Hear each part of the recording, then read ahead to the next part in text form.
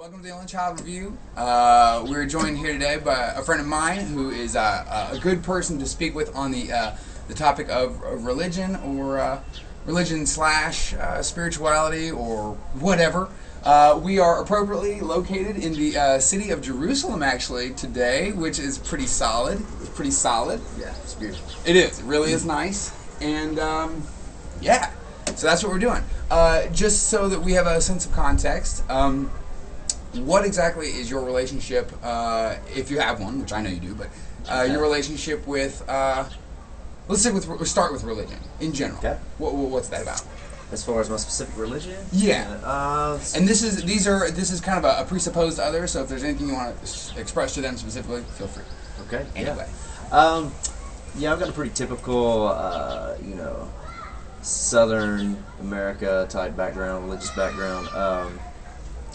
Born and raised missionary Baptist and Southern Baptist. Okay.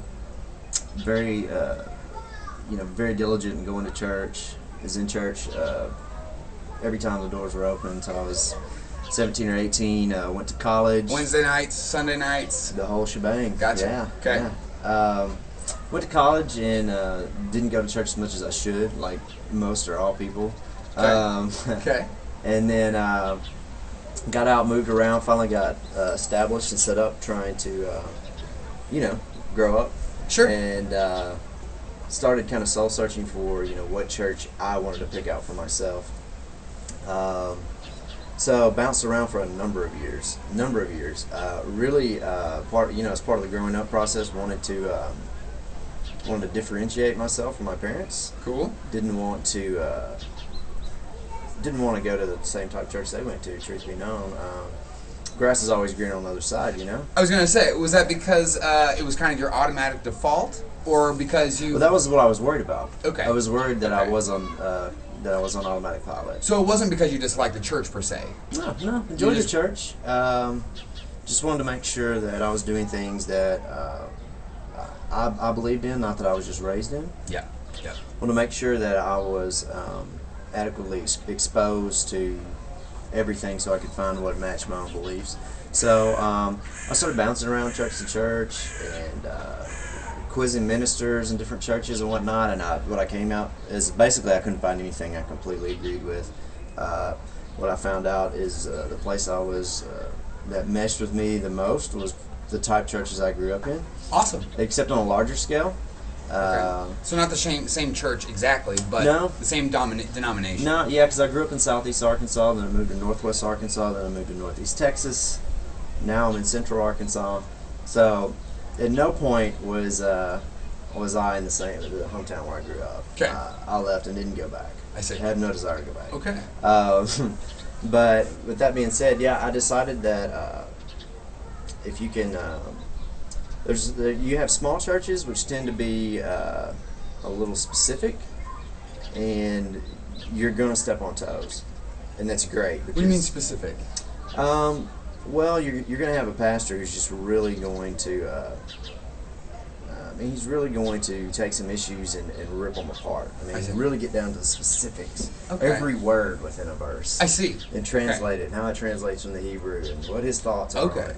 Rather academic. Very. Yeah. Yeah. And he's a man, so I'm not going to agree with everything he says. And so you have a chance. I think what you see a lot of people. You can see radical people in that setup. But the good thing about the small church is, I think people are more grounded, more well read, more into the Word. Okay. But with that being said, finding a small church where you really agree with everything is difficult because they're in the Word. And by that you mean literal? Yeah, they know their stuff, they're grounded, they're studying it. Whereas a larger church, I feel like you tend to get more of a pep talk at some moment. Okay, the sermon is a kind of pep talk? Yeah, well, you're trying to hit a blanket statement for a variety of people. I see. You're trying to maintain a large congregation. You're very careful not to step on toes. I imagine. It's tough, I imagine. So I wasn't appealed by either one of those. Okay. The thing I like most about church is not the singing, is not the activities per se. I actually like the Bible study. The reading of it. Just, yeah, I like because I like to read. I like history. and I want to know what I'm putting my time and effort into. I want to understand it best I can. So anyway, finding a happy medium. But I like the fact that I'm starting a family, and a large church offers the activities for a kid to be entertained. Absolutely. And to do so while spending time with hopefully quality people. Yeah. So I really like the notion of starting a family in a larger church. So I finally decided, don't be afraid of the church you grew up in. You really do have a lot in common with it. You don't agree with absolutely everything, sure, but it doesn't matter where you go. Exactly. That's never going to happen. And I feel that a lot of people do go along with everything in their church, and I think if they were into the Word more, they would find some things that they were either A, unsure about, or B, didn't necessarily agree with, and that's okay. Yes. Because no one's getting it right. Right. I mean, we're all getting something wrong. So, and when I learned that, I was in a much better spot. I was more comfortable with the fact that I don't have to agree with everything. I just need to surround myself with good people who are trying to do the right things. But of course, match it up with a church where you believe most. Where you share the notion of what is right. Yeah, exactly. The overarching sense of direction. Mm-hmm. And I think that's.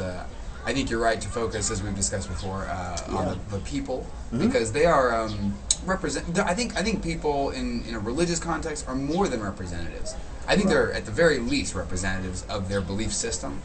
But because, like you said, we read the source material and apply it differently and consider it differently, it really, I think, does boil down to how we live it out.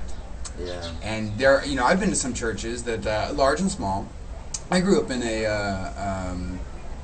I guess you'd say medium-sized to smallish church in the middle of the desert, and they were largely good people, and the message was certainly good, and the purpose was true, but it did happen to have a number of constituents that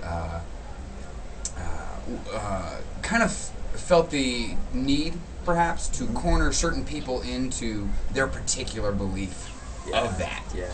And I think at a bigger church, I can totally see the advantage of not really having to deal with that too much. Right. Because which has its negatives as much as its positives. Sure. Some people want the blanket statement. Some people want to get in there and get nitty gritty. Yeah.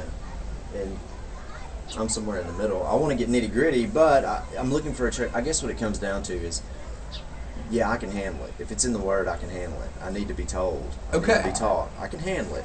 What I don't want to do is be a part of a church that comes off as judgmental. Awesome. And some of those can come off that way. Yeah.